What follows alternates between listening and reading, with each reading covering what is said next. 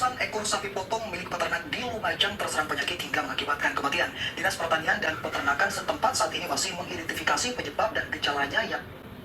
Teman-teman, tadi aku nonton, katanya ada ratusan sapi yang diternak oleh warga terkena penyakit. Nah, kalau kita mengonsumsi sapi tersebut, maka apakah penyakitnya akan tertular kepada kita? Ayo kita bahas. Nah, teman-teman, dari kasus yang tadi, kita ketahui bahwasanya kasus tersebut masuk ke dalam kategori zoonosis ataupun penyakit zoonotik. Kira-kira itu apa ya?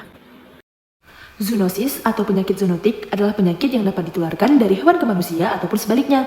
Zoonosis disebabkan oleh mikroorganisme yang dapat berupa bakteri, virus, jamur, serta parasit seperti protozoa dan cacing. Penularan dapat terjadi baik secara langsung maupun tidak langsung. Teman-teman, zoonosis dibagi menjadi beberapa kategori, misalkan dari segi reservoir ataupun perantaranya. Pertama, anthropozoonosis adalah jenis zoonosis di mana penyakit atau infeksi ditularkan dari hewan ke manusia. Dalam hal ini, hewan berfungsi sebagai reservoir utama penyakit.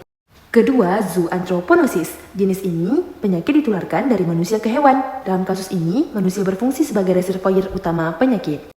Dan yang terakhir adalah emphexinosis. Adalah jenis penyakit zoonosis yang dapat ditularkan bolak-balik antara hewan dan manusia. Nah, sebenarnya ada nggak sih suatu kegiatan ataupun tindakan yang bisa dilakukan untuk mencegah timbulnya penyakit terhadap hewan, terutama hewan ternak? Ini ceritaku dan teman-temanku saat kami berkunjung ke BPTU HPT Indrapuri Aceh. Sebelum masuk ke peternakan, kami disemprot terlebih dahulu dengan disinfektan. Upaya penyemprotan disinfektan sebelum masuk ke peternakan adalah salah satu contoh dari biosecurity. Tindakan ini merupakan bagian dari langkah-langkah sanitasi dan kebersihan yang bertujuan untuk mencegah masuknya patogen atau agen penyakit ke dalam peternakan. Mungkin cukup sekian pembahasan dari aku. Sampai jumpa lagi. Bye-bye.